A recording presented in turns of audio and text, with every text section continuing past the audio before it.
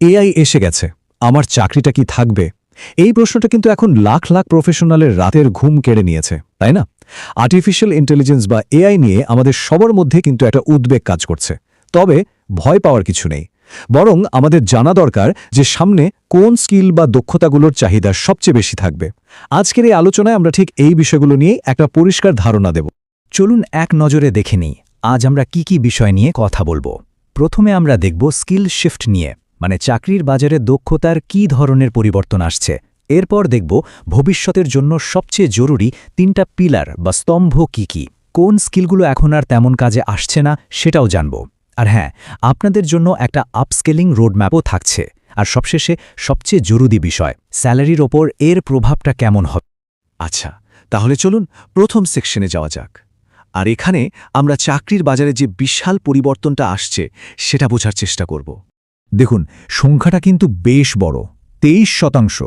World economic ফোরামের মতে আগামী 5 বছরে প্রতি 4টা চাকরির মধ্যে প্রায় একটা চাকরি বদলে যাবে। মানে পরিবর্তনটা যে শুধু আসবে তা নয়, এটা কিন্তু অলরেডি শুরু হয়ে গেছে, আর এর প্রভাবটা কিন্তু বিশাল। আর যদি পুরো বিশ্বের কথা ভাবি তাহলে সংখ্যাটা আরও ভয়ঙ্কর। 375 মিলিয়ন, মানে 37.5 কোটি মানুষ। ভাবা যায় 2030 সালের মধ্যে প্রায় এত সংখ্যক কর্মীকে তাদের কাজের ধরনই হয়তো বদলে ফেলতে হবে। এটা কিন্তু কোনো একটা দেশের সমস্যা না, এটা একটা গ্লোবাল ট্রেন্ড, আর এর জন্য আমাদের সবাইকেই প্রস্তুত থাকতে হবে।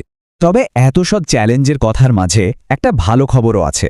একদিকে যেমন পুরনো চাকরি যাচ্ছে, তেমনি কিন্তু নতুন সুযোগও তৈরি হচ্ছে।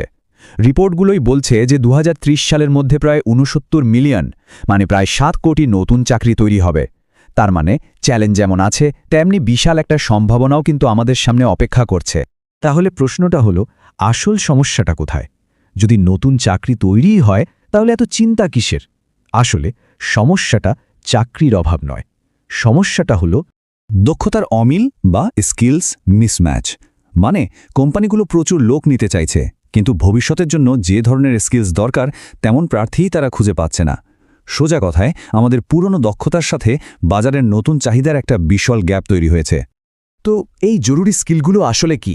চলুন এবার আমাদের দ্বিতীয় সেকশনে যাই আর ভবিষ্যতের জন্য সবচেয়ে দরকারি 3টা মূল স্তম্ভ বা পিলার নিয়ে আলোচনা করি।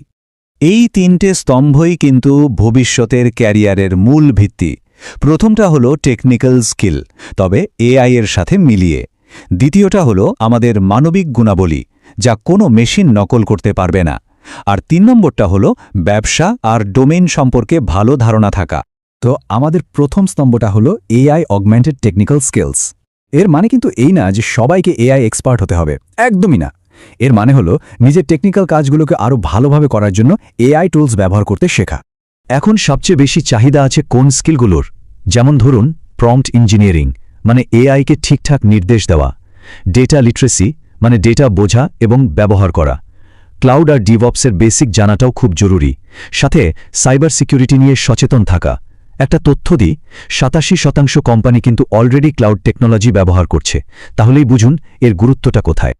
আচ্ছা, এবার আসি দ্বিতীয় স্তম্ভে, হিউম্যান সেন্ট্রিক স্কিলস, মানে এমন কিছু দক্ষতা যা এআই কখনোই রিপ্লেস করতে পারবে না। আর এই স্কিলগুলোই কিন্তু একজন মানুষকে যে কোনো কোম্পানির জন্য অপরিহার্য করে তোলে। এর মধ্যে কি আছে? যেমন ক্রিটিক্যাল থিঙ্কিং আর প্রবলেম সলভিং, মানে জটিল সমস্যা সমাধান করার ক্ষমতা; ইমোশনাল ইন্টেলিজেন্স আর কমিউনিকেশন স্কিলস। লিঙ্কডইনের ডেটা বলছে কমিউনিকেশন স্কিল কিন্তু প্রায় সব ইন্ডাস্ট্রিতেই টপ 5 মোস্ট ওয়ান্টেড স্কিলের মধ্যে একটা। আর হ্যাঁ, নতুন কিছুর সাথে মানিয়ে নেওয়ার ক্ষমতা আর সবসময় শেখার আগ্রহ থাকাও কিন্তু ভীষণ জরুরি। এবার আমাদের তৃতীয় এবং সবচেয়ে আন্ডাররেটেড পিলারটা নিয়ে কথা বলা যাক, আর সেটা হলো বিজনেস আর ডোমেইন সম্পর্কে জ্ঞান। মানে শুধু টেকনোলজি জানলেই হবে না, এর পেছনের ব্যবসাটাকেও বুঝতে হবে। ব্যাপারটা এমন যে শুধু কোড লিখলেই হবে না, যে প্রোডাক্টটা বানানো হচ্ছে সেটা কেন বানানো হচ্ছে, কাস্টমারের কি দরকার, এইগুলো বোঝাটা খুব জরুরি। গার্টনারের একটা প্রেডিকশন আছে 2030 সালের মধ্যে নাকি 80% টেক রোলের জন্য প্রোডাক্ট ম্যানেজমেন্ট স্কিলস লাগবেই। এর সাথে ফিনান্সিয়াল লিটারেসি আর নিজের ইন্ডাস্ট্রি যেমন ফিনটেক বা হেলথ টেক নিয়ে গভীর জ্ঞান থাকলে তো কথাই নেই, অন্যদের থেকে অনেকটাই এগিয়ে থাকা যাবে। তো নতুন স্কিল শেখার জন্য তো সময় লাগবে, তাই না? আর সেই সময়টা বের করতে হলে আমাদের এটাও জানতে হবে যে কোন স্কিলগুলো এখন আর আগের মতো ততটা গুরুত্বপূর্ণ নেই। এই টেবিলটা দেখলে ব্যাপারটা খুব পরিষ্কার হয়ে যাবে। দেখুন, একদিকে আছে যে স্কিলগুলো একা একা মূল্য হারাচ্ছে, আর অন্যদিকে আছে সেগুলোই যখন নতুন টেকনোলজির সাথে যুক্ত হচ্ছে তখন কিভাবে আরও মূল্যবান হয়ে উঠছে। যেমন ধরুন, শুধু ম্যানুয়াল টেস্টিংয়ের দিন কিন্তু শেষ, এখন দরকার অটোমেশনের সাথে টেস্টিং। বা ধরুন, বেসিক ডেটা এন্ট্রির বদলে এখন সবাই খুঁজছে ডেটা অ্যানালিসিস আর অটোমেশন স্কিল। মূল কথা হলো, পুরনো স্কিলগুলোকে ফেলে না দিয়ে সেগুলোকে নতুন টেকনোলজির সাথে ইন্টিগ্রেট করতে হবে। আচ্ছা, অনেক তো জানা হলো, এবার একটা প্র্যাকটিক্যাল রোডম্যাপ দেখা যাক, তাই না? এখানে আমরা ছাত্রছাত্রী আর ওয়ার্কিং প্রফেশনাল দুজনের জন্যই একটা অ্যাকশন প্ল্যান নিয়ে কথা বলবো। যারা কলেজে পড়ছেন তাদের জন্য এই প্ল্যানটা দারুণ কাজে দিতে পারে। প্রথম কয়েক মাস একদম ফান্ডামেন্টালস বা বেসিক জিনিসগুলো ঝালিয়ে নিন। একটা টেক স্কিলে ভালো দখল আনুন। অ্যাসাইনমেন্ট করার সময় এআই টুল ব্যবহার করুন, আর কমিউনিকেশন স্কিল বাড়ানোর জন্য কোনো ক্লাবে যোগ দিতে পারেন। এর পরের ধাপে প্র্যাকটিক্যাল এক্সপিরিয়েন্স দরকার। ওপেন সোর্সে কন্ট্রিবিউট করুন, ইন্টার্নশিপ করুন, নিজের একটা পোর্টফোলিও বানান। আর ফাইনালি, নিজেকে আলাদা করে তোলার জন্য একটা বড় ক্যাপস্টোন প্রজেক্ট করুন, আর এআই বা ক্লাউডের মতো কোনো ট্রেন্ডিং টেকনোলজিতে একটা সার্টিফিকেশন নিয়ে নিন। আর যারা অলরেডি চাকরি করছেন তাদের জন্য প্ল্যানটা একটু অন্যরকম। প্রথম কাজ হলো নিজের বর্তমান রোলটা অডিট করা, মানে নিজের স্কিল গ্যাপগুলো খুঁজে বের করা। বর্তমান কাজেই এআই টুল ব্যবহার করা শুরু করুন, আর সুযোগ পেলে ক্রস ফাংশনাল প্রজেক্টে কাজ করুন। এর পরের কয়েক মাস অ্যাক্টিভলি নতুন স্কিল শিখুন, একটা ভালো সার্টিফিকেশন কোর্স করুন, একটা সাইড প্রজেক্ট বানান, আর নিজের ফিল্ডে একজন মেন্টর খুঁজে বের করুন। আর সবশেষে একটা নির্দিষ্ট ডোমেনে এক্সপার্ট হয়ে উঠুন। যা শিখছেন তা অন্যদের সাথে শেয়ার করুন, আর নতুন স্কিলের সাথে ম্যাচ করে এমন জবের জন্য অ্যাপ্লাই করতে শুরু করুন। তো এত সব চেষ্টার পর আসল লাভটা কি? মানে স্যালারির ওপর এর প্রভাবটা কেমন?